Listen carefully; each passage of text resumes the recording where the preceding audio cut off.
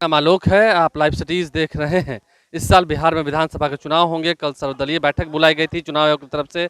उसके बाद जो सियासत है वो और गर्माती जा रही है। एक तरफ जहां रालोसपा है, हिंदुस्तानी अवाम मोर्चा है, जो महागठबंधन के सहयोगी दल हैं, वो मानने का नाम नहीं ले रहे हैं। वहीं कांग्रेस ने भी कहा था कि तेजस्वी यादव जो है वो महागठबंधन के चेहरे के रूप में तब तक उभर के नहीं आएंगे जब तक कोऑर्डिनेशन कमेटी की बैठक ना हो जाए। इस पर ही आईएलएसपी हो या फिर आरजेडी हो, इन दोनों ही के बीच में वाद विवाद शुरू हो गया है। साफ साफ कह रहे हैं शिवचंद्र राम की सहने की जरूरत है। वहीं रालोसपा भी बता रही है कि महागठबंधन में सब कुछ ठीक नहीं है। इस महागठबंधन में सबको सोचने की ज़रूरत है और राष्ट्रीय जनता दल एनडीए से लड़ाई लड़ने के लिए पूरी ताकत कमर कस ली है। लेकिन अकेले तो नहीं लड़ पाएंगे ना। लेकिन इसके लिए हमारे चाहे वो उपेंद्र कुशवाहा जी हों, चाहे हमारे मुकेश सहनी जी हों, चाहे वो हमारे जीतन राम मांझी जी हों, ये तमाम जो लोग हैं ये सभी आदर के पात्र हैं। और सब दिन हमारे नेता तेजस्वी यादव जी ने इनको आदर के साथ देखा, आदर किया है और आदर आज भी करते रहे हैं। कभी भी हमारे नेता ने नहीं कहा कि महागठबंधन के जो भी हमारे नेता हैं उनको जो है कि किसी प्रकार की कोई दिक्कतें हों या उनको सीट नहीं मिले, कहीं नहीं जाए, वो सब दिन आदर के साथ करते रहे हैं। लेकिन आज सबसे बड़ी लड़ाई है कि एनडीए को हमको अलग करना है, एनडीए से लड़ना है।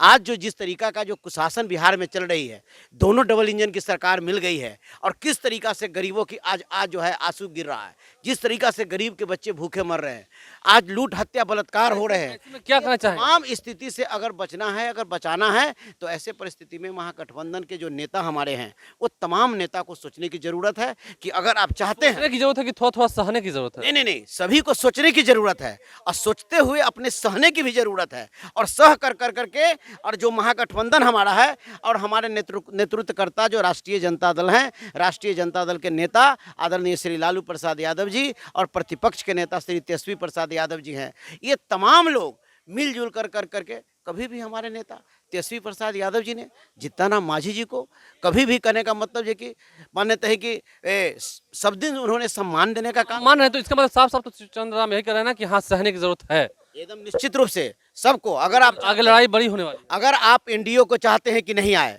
एनडीए जिस तरीका से जो है जो कर रही है, चाहे वो केंद्र में बैठी सरकार हो, चाहे वो राज्य में बैठी सरकार हो, जिस तरीका से गरीबों के साथ दबे कुचले शोषितों के साथ, चाहे वो आरक्षण का मुद्दा हो, चाहे लॉ एंड ऑर्डर का मामला हो, चाहे गरीबों का मामला हो, चाहे मजदूरों को रोजगार देने का मामला हो या किसानों का मामला है, ये तमाम मुद्दा को अगर आप चाहते हैं कि इन लोगों तक जाए तो आपको अपने सहते हुए और अपना महागठबंधन को मजबूत बनाते हुए और सब लोगों को विचार करते हुए हमें कहने का मतलब एनडीए को उखाड़ फेंकने की जरूरत है।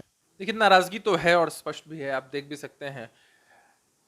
बस महागठबंधन में सभी घटक दल यही चाहते थे, हम सब लोग भी यही चाहते हैं कि जिस तरह कोऑर्डिनेशन के अभाव में लोकसभा के परिणाम हमारे खिलाफ आए, हमें सबक लेने की जरूरत है उन परिणामों से। समय रहते हमें सीटों का बंटवारा भी कर लेना चाहिए और जो भी मुद्दे हैं महागठबंधन के अंदर वह सब कुछ सॉर्ट आउट हो जाना चाहिए। चुनाव में समय काफी कम है और एनडीए के लोगों ने अपनी तैयारी शुरू कर दी। नहीं लगता कि अंत में और रस्साकसी होगी, सिर्फ टोल की स्थिति होगी जैसा कि एनडीए दावा कर रही है?